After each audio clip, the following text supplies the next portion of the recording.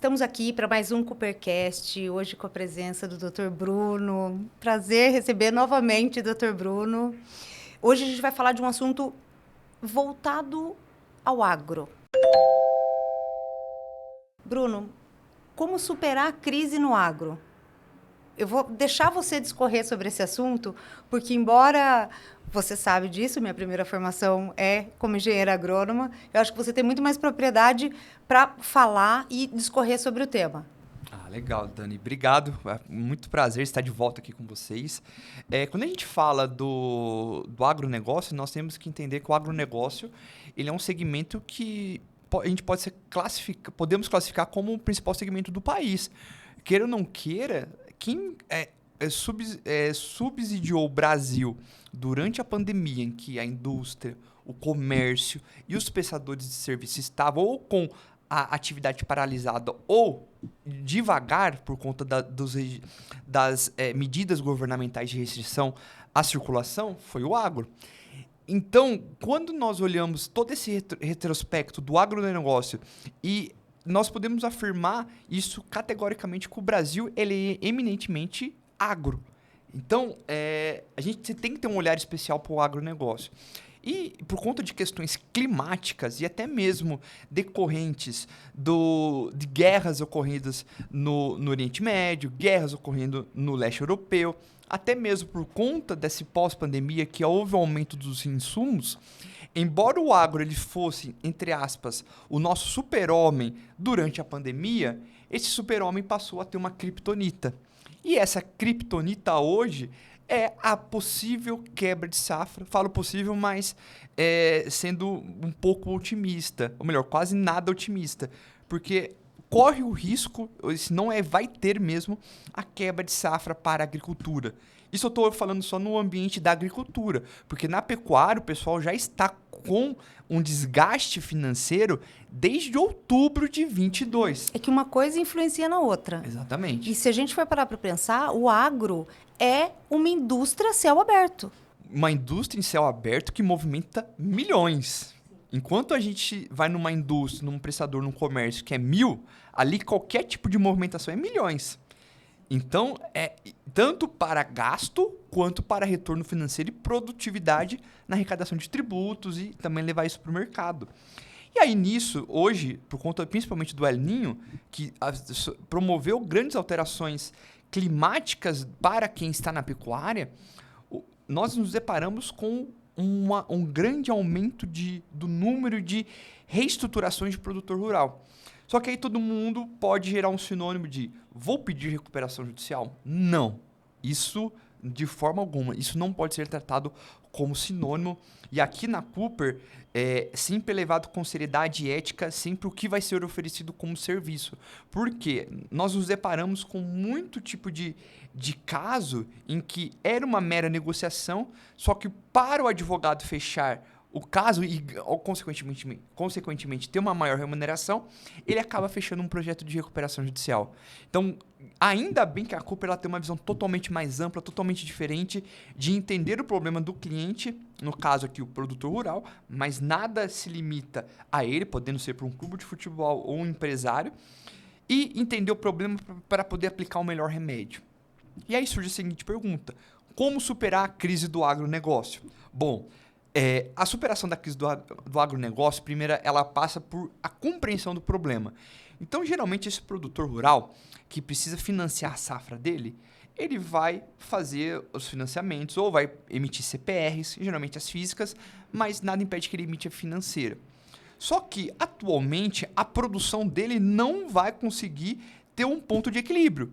E fora que, além da produção dele não ser mais suficiente, ele teve um grande problema, o aumento do insumo e também, que aí esse é um fator preponderante, que ele não vai conseguir produzir tudo.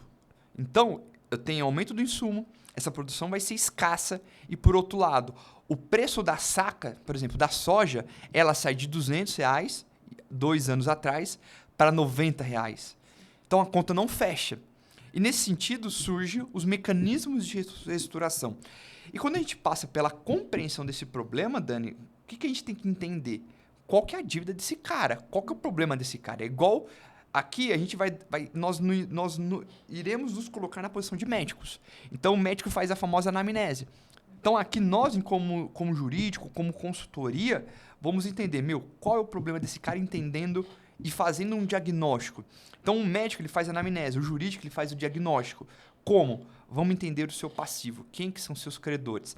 Então, é entender, pegar contrato por contrato, credor por credor e planilhando. Literalmente, nós vamos junto ao Excel e vai planilha por planilha. E o legal é que aqui a gente pode até destacar que a gente fez um caso que nós mapeamos 98 tipos de contratos bancários para entender um passivo que gerou 120 milhões. Então, o que acontece? Mapeamos o tipo de endividamento. Entendemos qual que é o endividamento, se é trabalhista, se é bancário, se é fornecedor. A partir desse conglomerado, a gente vai entender, primeiro, o passivo. Segundo, qual que é o problema e a perspectiva de resolução do problema. Obviamente que para o agronegócio é um curto prazo, porque o grande problema foi a economia e, do outro lado, os problemas climáticos. Mas a gente sabe que isso é passageiro. Os problemas, o El Niño acabou, graças a Deus. Mas, por outro lado, a gente tem uma economia, e principalmente a economia brasileira, que ela é extremamente instável. Então, a perspectiva é que, a curto, médio prazo, ela possa se reerguer. Porque, senão, a gente está num cenário em que todo mundo vai quebrar. E ele precisa disso, né? Porque as safras é muito dinâmico. Então, ele precisa entender disso e, num curto espaço de tempo, ter essa assessoria, se reestruturar, porque a próxima safra está aí. Exato. E ele tem a safra e a safrinha. Exato. E aí, é custo de uma para outra. Exato. E daí ele nem abre crédito para compra. Exato. Né? E se duvidar, ele não tem nem mais crédito na praça. Exato. E nisso, entendemos essa dinâmica. Pô, já estou sem crédito, meu nome está indo para o Serasa, meu passivo é X. E o legal é que o passivo de um agro, ele chega a milhões rapidamente. Então, 70 milhões, 100 milhões para um agronegócio é muito pouco. Ou melhor, é muito fácil de você chegar. E aí mapeamos, o que nós temos de opção? Pô, será que essa dívida ela pode ser renegociada junto ao meu credor? Vamos chamar eles para a mesa? E, geralmente, quando você tem muito patrimônio, mas uma dívida também alta, os bancos, principalmente, eles não vão querer aceitar. Porque ele sabe que se ele for executar aquele contrato, ele vai ter aquele ativo que ele vai poder bloquear. Então, geralmente, pode ser uma segunda opção que as pessoas adotam. E o legal é que no domingo, inclusive às 8h38 da noite, inclusive eu posso passar até essa data e horário, as Casas Bahia pediram uma recuperação extrajudicial. Quem foram os principais credores? Vou destacar um aqui, Banco do Brasil. Foram 2 bancários que totalizaram 51% do passivo, só que as Casas Bahia precisaram apenas negociar com 2 bancos, que é o Banco do Brasil e um outro credor. Esses 2 credores, que totalizam 51%, faz com que aqueles credores que representam 49%, se não concordar com aquele plano de pagamento, serão engolidos pela forma de pagamento que a maioria aceitou. Então, é por isso que, quando tem o pedido de recuperação extrajudicial das Casas Bahia, que a diferença dessa recuperação extrajudicial para uma negociação administrativa é que simplesmente eu vou pedir para o judiciário homologar, não é nem processar ter um processo de recuperação, mas é simplesmente validar, que é a homologação. E ali ele vai estabelecer uma estrutura de pagamento que, por sua vez, se tiver a maioria, no caso 50%, os demais dissidentes vão ser engolidos, que é o que eu vou chamar tecnicamente de cram-down. Então, essa aprovação substancial do plano faz com que você tenha um contingenciamento do seu passivo. Qual que é o legal na recuperação extrajudicial em relação à mera negociação? Que eu consigo fazer com que o meu dissidente, ou seja, aquele credor que não quer negociar ou que traz dificuldade, ele seja engolido, isso pela maioria. E olha que loucura, geralmente, eu vou trazer o caso da Oi aqui. A Oi, quando eles entraram com a recuperação judicial deles há mais de 5 anos atrás, as ações baixaram. Das Casas Bahia foi o efeito inverso. As ações das Casas Bahia aumentaram. Ontem bateu 6,48. Aumentou, se eu não me engano, 35%. Então veja que, às vezes, cria-se um bicho-papão para uma recuperação que se você tiver um planejamento e entender, por isso que nós fazemos esse diagnóstico empresarial, que é entender o problema de fato, qual que é a causa, a gente vai conseguir definir. E das Casas Bahia, foi estrategicamente feito o diagnóstico, definido o melhor remédio e, por sua vez, em menos de um dia, porque ela foi proposta num domingo, na segunda-feira nós já tivemos o mercado olhando com bons olhos essa reestruturação. Isso para o produtor rural também se aplica. Eu estou utilizando nas Casas Bahia porque com essas grandes companhias pedindo recuperação judicial, isso acaba democratizando o instituto, porque às vezes as pessoas criam um senso de, pô, vou dar calote no meu credor. Não, pessoal, recuperação é um instrumento para você se reestruturar, manter a sua empresa e manter a sua atividade e os postos de emprego. Então, muitos empresários atualmente pedem recuperação judicial para preservar a atividade, não é para dar calote. Por quê? Eu preciso contingenciar o meu fluxo de caixa dentro do meu passivo. Ou melhor, o inverso. O meu passivo dentro do fluxo de caixa. E como que eu faço isso?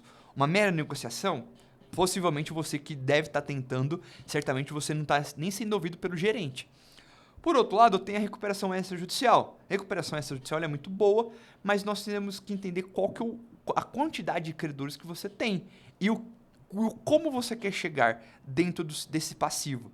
Ou melhor, contingenciar esse passivo. Por exemplo, Odebrecht, eu gosto sempre de utilizar esse exemplo.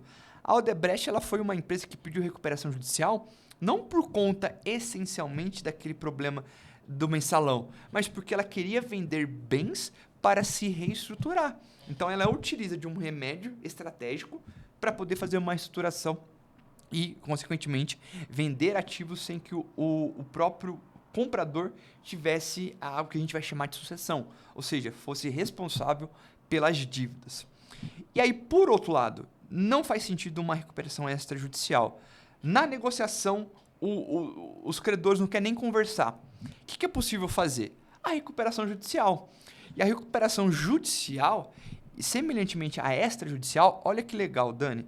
Quando a gente propõe a ação e o juiz recebe pelo prazo de 180 dias, prorrogável por mais 180, ou seja, um ano, todo o endividamento vai ser suspenso. Ou seja, eu, produtor rural, vou conseguir durante um ano criar caixa, vou conseguir ter uma safra sem que eu precise pagar o meu credor que está na recuperação. Para quem está com a faca no pescoço, você ficar um ano sem pagar seu credor e depois ter essa dívida reestruturada numa assembleia e com um plano, é o melhor dos mundos. Em resumo, é um remédio realmente, né? Não é um fim, é um meio de reestruturação. Exatamente, é um meio de reestruturação. Por quê? Eu vou fazer com que esse empresário, durante um ano, ele possa negociar com seus credores, porque quando eu entro com a recuperação, seja judicial, seja extrajudicial, os credores, aqueles que estavam virando as costas para você na negociação, eles passam a olhar com outros olhos. E aí, é uma estratégia. Agora, vamos olhar quem são meus principais credores. As Casas Bahia fez isso. Por que a gente não vai fazer isso no agro? Então, produtor rural, você que está com problema de dívida e não está conseguindo negociar, a extrajudicial ou uma judicial é um melhor negócio, porque você vai passar a ter voz junto aos seus credores, porque eles sabem que a recuperação judicial, para o devedor, acaba sendo, por conta dos deságios, forma de pagamento não acaba sendo tão boa, principalmente para quem é banco. Por quê? Ele precisa provisionar isso no IR dele, e isso gera, no balanço, e isso gera impacto no imposto de renda. Então, pensamos na recuperação judicial. E olha que legal, produtor rural. Se você entra, você vai ficar um ano.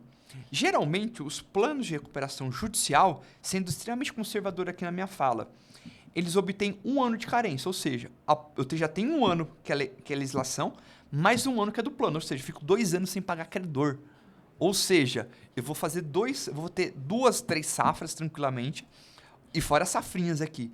Vou conseguir criar caixa, e esse dinheiro aqui eu vou conseguir implementar na minha operação e gerar um caixa para poder pagar meus credores. Carência, ou seja, vou ter um ano de espera. Deságio, sendo um pior cenário aqui, 50% de deságio da minha dívida. Vou pagar barato. E esse saldo devedor remanescente eu pago em 10, 15 anos com juros de no máximo 6, 7% ao ano. Onde que você me consegue uns deságio de 6% ao ano? É muito difícil hoje. Acho que nem esses Pronamps da vida, esses recursos governamentais subsidiados pelo governo, é possível obter uma taxa de juros tão barata. E com esses remédios, o produtor rural ele vai conseguir se reestruturar. E aí, então, respondendo à pergunta, como eu vou superar a crise do agronegócio?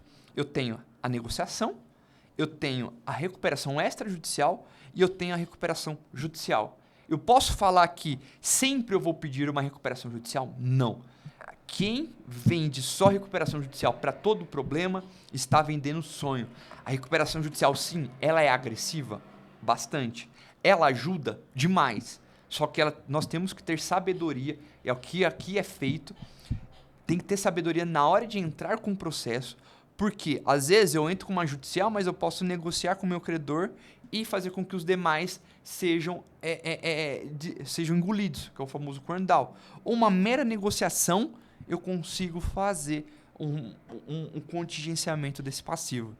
Então, Dani, essas são as formas que hoje um produtor rural tem para se superar, para que ele passe, principalmente o pessoal da pecuária, ele passe por esse momento de dificuldade e que, por sua vez, ele consiga manter a sua função social. Porque a gente sabe, o Brasil é agro, o Brasil depende do agro, e se não tiver profissionais que tenham coerência, que estejam ao lado do produtor rural para ajudar, a curto prazo nós veremos um cenário de falta de comida nos pratos das famílias.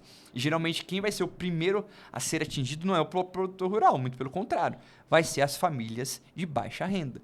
Então é um cenário macro que nós temos que olhar, só que por outro lado nós temos o remédio para poder ajudar. E aí vai desde uma mera recuperação judicial até uma negociação entre os seus credores.